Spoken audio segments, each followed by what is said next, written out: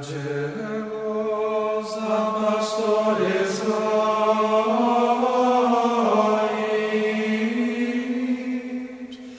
annuncio vobis gaudium magnum, quia natus et vobis hodie,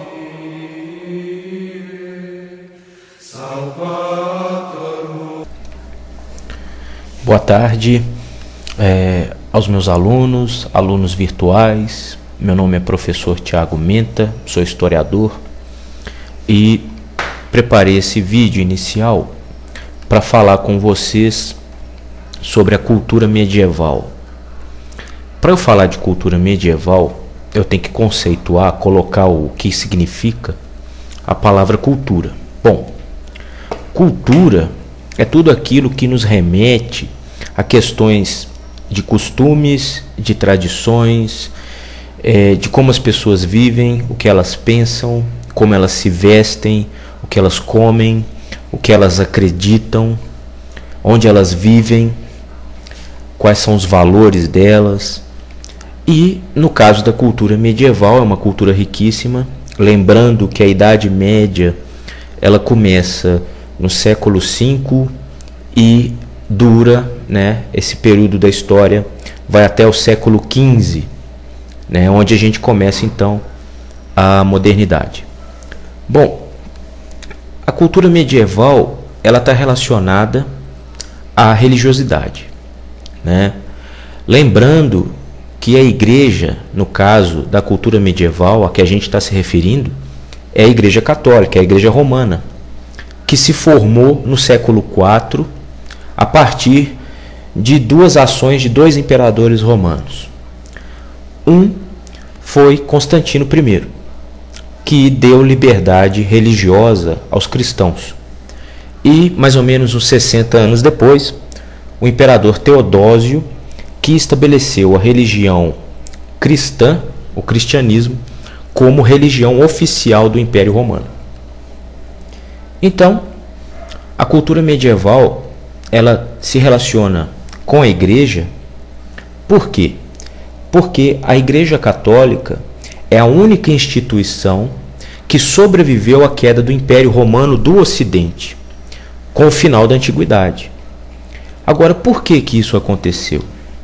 Isso aconteceu porque os povos bárbaros que entraram no antigo Império Romano, eles tinham medo da igreja. Eles tinham medo dos homens da igreja. Mas por que eles tinham medo dos homens da igreja?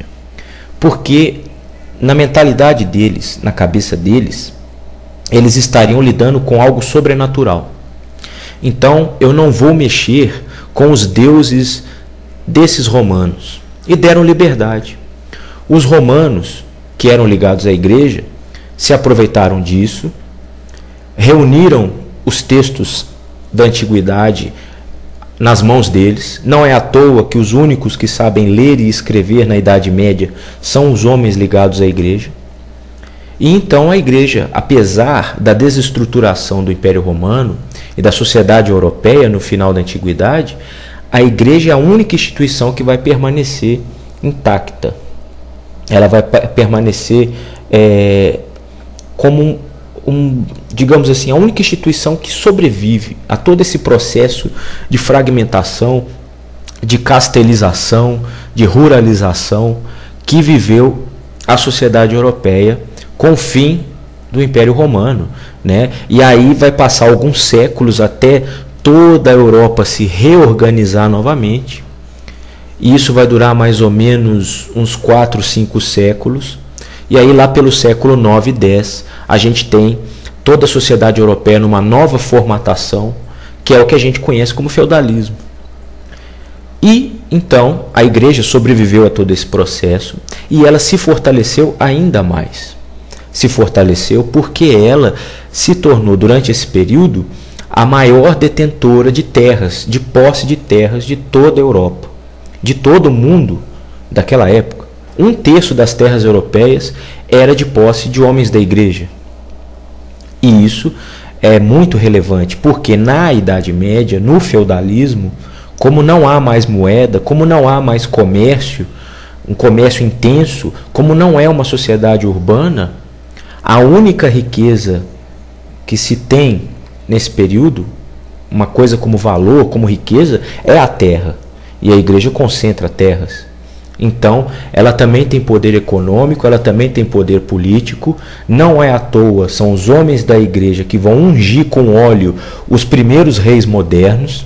É ela que vai dar legitimidade para os reis modernos. É ela que vai, de alguma forma, colocar esses reis como representantes de Deus na terra. Então, uma coisa é muito clara. A cultura medieval, ela é eminentemente uma cultura de extrema religiosidade. E não tem como fugir disso.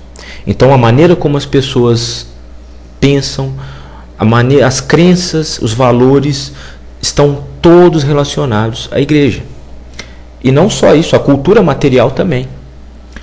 Se você olhar, por exemplo, a arquitetura medieval, a música na Idade Média, que são eminentemente aspectos culturais, todas elas têm uma relação muito forte com aspectos cristãos. Aliás, no quesito arquitetura, a gente tem duas formas de arte, no sentido de arquitetura, de construções arquitetônicas, durante a Idade Média. E as duas estão relacionadas à construção de catedrais.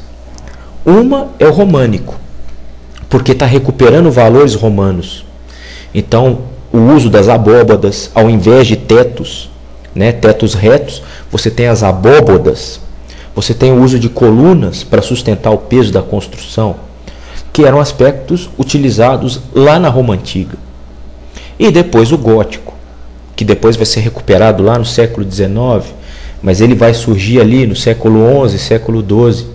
O gótico, que se caracteriza, por exemplo, pelo uso de gárgulas, pelo uso de vitrais, ok? São pedaços de vidros coloridos, pelo uso de torres pontiagudas que levam qual sentido? Ora, a torre é pontiaguda porque ela aponta para o céu. E as construções são grandiosas. Para quê? Para que aqueles que ali entrem, que eles se sintam inferiores perante a Deus. Deus é colocado como o centro das coisas na Idade Média. Nada foge dele. Ele é onipresente, ele é onisciente e ele está ali, olhando para você. Então, a sociedade europeia, o mundo medieval, só pode ser teocêntrico.